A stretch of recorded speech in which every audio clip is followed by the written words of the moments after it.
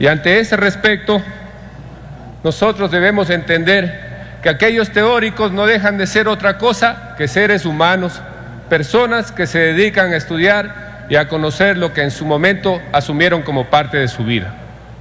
Ante eso, nosotros hemos observado que el Código Penal lo único que está buscando o está identificando en este caso es el hecho de la pena. Quien causa un delito recibe una pena. Pero en este suceso, que lamentablemente el ser humano en todo el desarrollo de su humanidad no ha podido desligar de la condición de la sociedad, también hay otro efecto, que es la víctima. Todos estamos preocupados de la pena y nadie está tomando en cuenta una cosa que es tan importante, que es la víctima. Y voy a tomar en referencia a esto el detalle de lo más execrable que puede tener la sociedad, que son los problemas de violaciones.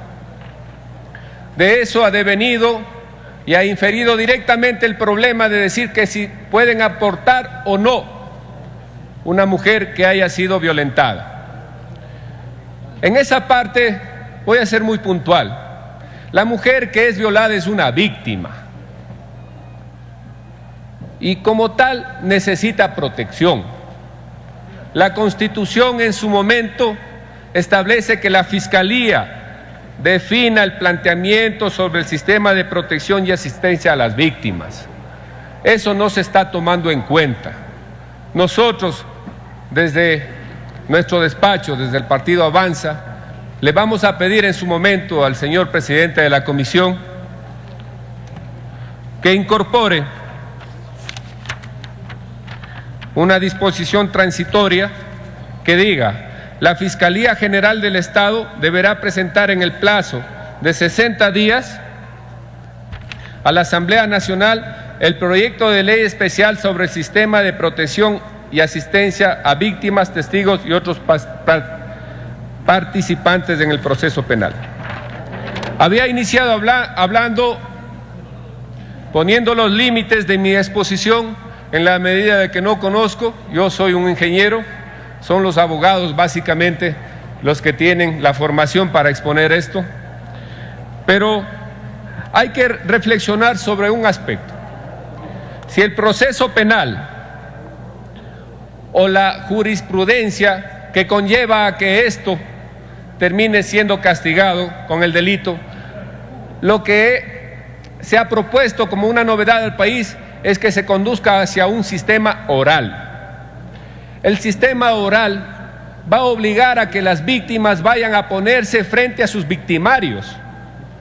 El momento que llevamos a una niña de 11 años a que testifique al frente de su padre porque su padre fue el que le violó, o el momento que llevamos a una esposa a que se testifique en contra de su esposo, es revictimizar a aquella persona que ha sido ya expuesta a un delito. Por lo tanto, considero que este sistema es tan necesario que se incorpore en este nuevo código y que en este sentido tengamos la madurez para asumir que las cosas que no han sido discutidas o que no han sido tomadas en cuenta en el Buró Político de Alianza País no necesariamente tienen que ser las únicas que están inscritas en este código, porque fuera del Buró de Alianza País o fuera del Grupo de Alianza País hay personas, hay ecuatorianas que tienen la entereza y tienen toda la convicción de hacer las cosas bien en función de que este código va a normar al pueblo ecuatoriano, no va a normar a una determinada fracción política de este país. Yo les pido la madurez para que esto se tome en cuenta. Por el otro lado, quería mencionar que lo que ha generado tanto debate, que es el asunto del aborto, respetamos inmensamente a aquellas personas que han hecho una lucha política de esto y tienen la convicción para decir que esta es la forma en la que se debe conducir o resolver medianamente los delitos que nunca se podrán resolver. Pero hay otro sector de los ecuatorianos que no necesariamente coincidimos con esa forma de resolver o tratar de paliar este tipo de problemas. Y ahí nosotros tenemos argumentos para decir que hay que respetar la vida sobre todo. Y coincidimos en la postura que se ha tomado en este Parlamento en los últimos minutos. Por el otro lado, quería mencionar, porque es tan difícil hablar en 10 minutos, una cosa. Este país generalmente se maneja con impulsos. Alguien hace estudios y dice que hubo tantos muertos y que se está muriendo la gente porque hay accidentes de tránsito, vamos a meterle preso a aquellos que violen o excedan los límites de velocidad. Los límites de velocidad generalmente son estudios que se hicieron hace 30, 40, 50 años, cuando los carros no pasaban de 70 o 80 kilómetros por hora. Y ahora resulta que cualquier ciudadano, nosotros mismos, nuestros hijos, nuestros primos, cualquiera de nosotros, está en una ciudad, está circulando por unas calles, excede 50 kilómetros por hora y ya va preso. Pero es tan ridículo imaginar que alguien le paga a uno con un cheque, le estafa, le roba la plata, le puede dejar sin dinero para mantener a sus hijos, y a ese señor sí no hay que meterle preso. Ese es el país de los impulsos. Y por eso les pido al pueblo ecuatoriano y a los compañeros que esta postura de este código no va a ser únicamente la que identifique la fraternidad que tiene Alianza País o no dentro de sus integrantes. Este código no tiene que ser el que delimite posturas políticas. Este código tiene que recoger lo que mejor podamos hacer para que el pueblo ecuatoriano pueda vivir en paz y que el delito sea sancionado. Y me da un poco de advertencia imaginar que los tiempos que se utilizan aquí, en este Parlamento, es para reconocer quién está de parte de quién y quién está de parte del otro lado. Lo que deberíamos pensar es que este código va a meter presos a los delincuentes y va a normar la vida de cada uno de nosotros. Eso es lo prioritario. Nada más, señora presidenta. Muchas gracias. Fue la intervención del asambleísta Germán Ledesma Zamora, representante de la provincia de Pastaza por el partido Avanza, en esta sesión 257 del Pleno de la Asamblea Nacional. Está en segundo debate el proyecto de Código Orgánico Integral Penal. Nos sintoniza a través de la radio de la Asamblea Nacional en todo el país y nos sigue a través de TVN. Vamos a escuchar al doctor Mauro Andino, ponente del informe que precisamente se está debatiendo sobre el Código Penal. Compañeros y compañeras, que nosotros en este Código Integral Penal nos olvidemos de las víctimas. Eso sería una barbaridad, pues. Eso sería una monstruosidad. Nosotros estamos y estaremos siempre del lado de las víctimas, cumpliendo con lo que establece precisamente la Constitución de la República. Y es por ello que en el artículo 447 hablamos de la víctima. Y cuando nos referimos a una víctima, no nos referimos exclusivamente a una persona que obviamente puede ser sujeto de un delito, violación o cualquier otro tipo de delito. Allí estamos determinando 8 clases de víctimas en el 447. Segundo, en el artículo 451, en la sección primera hablamos Sistema Nacional de Protección y Asistencia de Víctimas, testigos y otros participantes en el proceso. Y en el 451 determinamos que la Fiscalía, como manda la Constitución de la República, organiza y dirige el Sistema Nacional de Protección y Asistencia de Víctimas, testigos y otros participantes en el proceso. En el 452 de la coordinación y en el 453 de la normativa. El sistema de protección y asistencia a víctimas, testigos y otros participantes en el proceso penal se debe regular mediante normativa. Es decir, que es la Fiscalía la que a través de un reglamento tendrá que desarrollar lo que precisamente ya está en la ley y lo que está en la Constitución de la República. En consecuencia, no hace falta una ley. Y lo que dijo la asambleísta Cynthia Viteri, me hubiera gustado que esté aquí para que escuche, del error de tipo, del error de prohibición o del dolo. Sí, señora presidenta, hemos sacado no solamente el artículo 3 que consta en el Código Penal, sino que estamos derogando ese Código Penal, ese Código de Procedimiento Penal, ese Código de Ejecución de Penas, que no van de la mano con la Constitución garantista de justicia y de derechos que hoy está vigente en el país. El error de tipo y el error de prohibición deben probarse, se debe probar. No es cuestión únicamente de decir hay error de tipo o hay error de prohibición y por lo tanto yo no soy sujeto a un proceso de carácter penal y se genera supuestamente impunidad. La conducta debe adecuarse a los elementos del tipo penal para que sea punible. Eso se llama tipicidad. A eso se refiere la definición de dolo que nosotros estamos contemplando en el proyecto de Código Integral Penal. No hemos abandonado la idea de que dolo implique voluntad de cometer el delito, ya que si no se verifica esta situación no sería punible. Sin embargo, en el artículo 17 sobre el ámbito de la ley, vamos a incorporar un inciso que podría decir: se presume de hecho que las infracciones penales son conocidas por todos aquellos sobre quienes tienen vigencia. Es decir, clarificar para que no quede ninguna ambigüedad, no quede ninguna laguna, más aún cuando la asambleísta Marcela Guiñaga fue clara, fue precisa al hablar sobre el error de tipo o el error de prohibición. Gracias, señora presidenta. Era el punto de información que entregaba el asambleísta Mauro Andino en su calidad de ponente del informe que se está debatiendo, como presidente también de la Comisión de Justicia y Estructura del Estado. Ahora interviene el asambleísta María Ángel Muñoz, representante de la provincia de Azuay por país. Réplica del asambleísta Ledesma. Enseguida, María Ángel Muñoz. Se ha concedido el derecho a la réplica al asambleísta Germán Ledesma, que intervino antes del punto de información del asambleísta presidente de la Comisión, Mauro Andino. Doctor Andino, no estamos diciendo que lo que se plantea ahí en el código ha separado la opción de que las víctimas no tengan el resarcimiento y la protección del caso. Lo que estamos pidiendo, señor presidente de la Comisión, es específicamente que la Fiscalía General del Estado deberá presentar en el plazo de 60 días a la Asamblea Nacional el proyecto de ley sobre el sistema de protección y asistencia a víctimas, testigos y otros participantes en los procesos penales.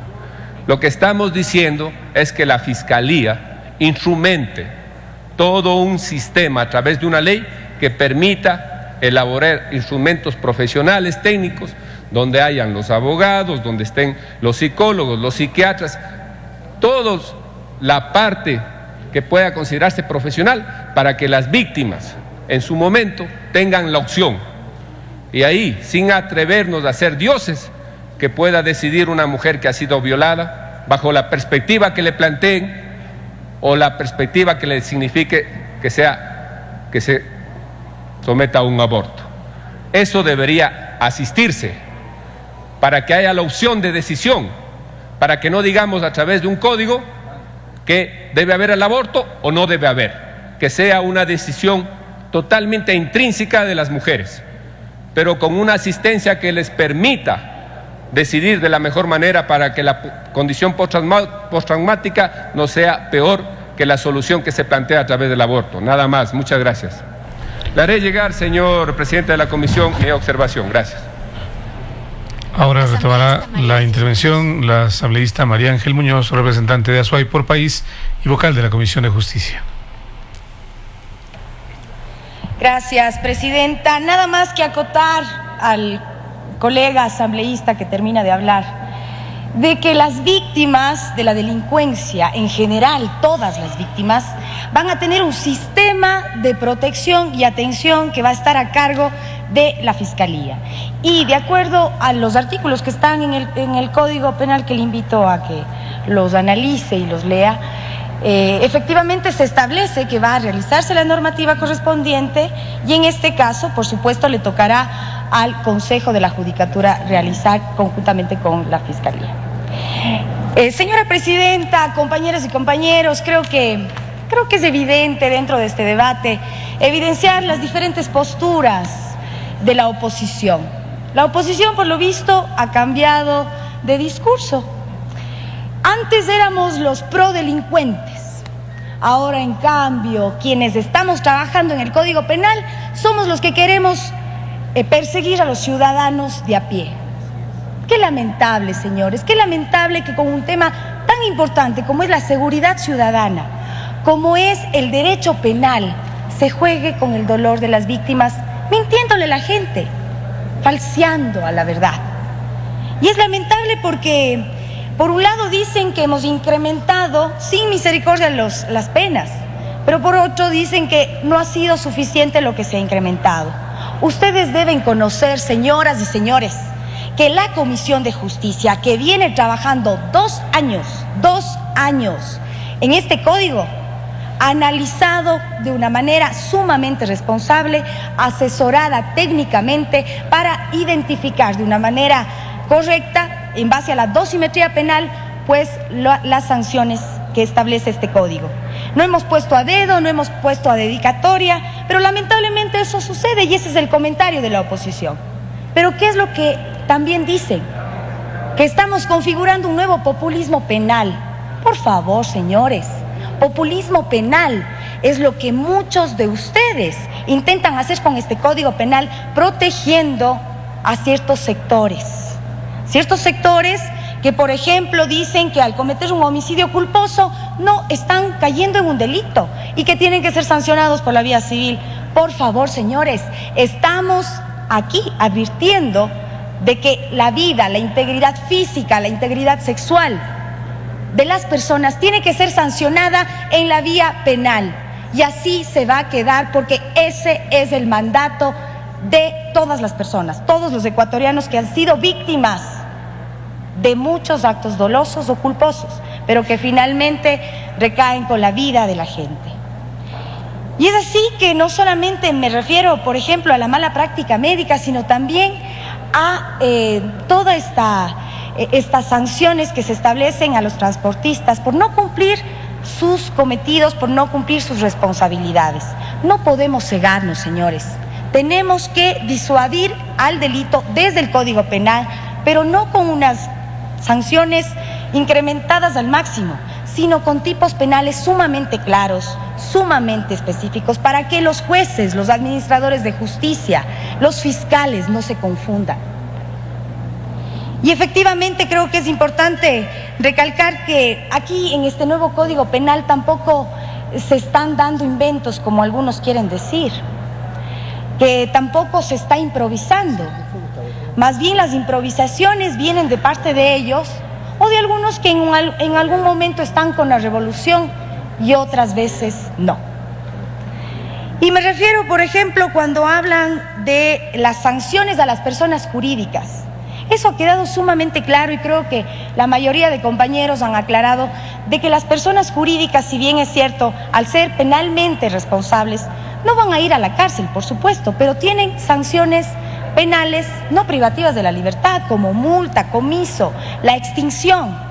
¿Y qué es esto de la extinción? Actualmente en el Código Penal y específicamente en la Ley de Lavado de Activos se establece la extinción para la persona jurídica. ¿Qué pasa en la Ley de Transporte? Se establece la corresponsabilidad para la cooperativa de transporte. Entonces ahí también hay una evidencia de que a pesar de que no hemos reconocido la responsabilidad penal de las personas jurídicas, pues efectivamente hay sanciones de tipo penal para estas. Por otro lado, el pánico económico y el pánico financiero han sido cuestiones que por poco nos estamos inventando. Y creo que ahí hay que reconocer algo. Y yo les pido sensatez y honradez frente al pueblo ecuatoriano. Lean el código y cerciórense de lo que están diciendo. El pánico económico y el pánico financiero finalmente busca garantizar, busca proteger la sana competencia, la estabilidad económica de un país. Pero no solo eso, sino también busca proteger a los clientes, a los usuarios, a las personas que son sujetos de derechos. Por otro lado, es sumamente importante y como miembro de la Comisión de Justicia, creo que valorar las propuestas sobre cambios de algunos artículos, bienvenido sea. Han presentado buenas propuestas en este pleno de la Asamblea. Y me quiero referir principalmente a los temas de terrorismo, de sabotaje, que realmente necesitan una revisión para que los tipos penales no queden abiertos y no queden precisamente a la discrecionalidad o a la subjetividad de ciertos jueces. Por otro lado, se ha dicho que los adolescentes no van a tener sanciones. Señores, los adolescentes son inimputables, pero no nos vamos a cansar de decir, son inimputables, pero la inimputabilidad no significa impunidad. Ellos van a tener una justicia especializada. Ellos van a tener, por supuesto, medidas socioeducativas, privativas y no privativas de la libertad. De lo que actualmente establece el Código de la Niñez, con una sanción de hasta 4 años en privación de libertad, nosotros, bajo un análisis asimismo técnico con los centros de adolescentes infractores, hemos elevado este número de años, pero exclusivamente de acuerdo a la edad y de acuerdo al tipo del delito. Es decir, adolescentes de entre 16 y 18 años que cometan, por ejemplo, delitos graves contra la vida, el asesinato, el sicariato, el femicidio, etcétera, precisamente pueden establecerse penas hasta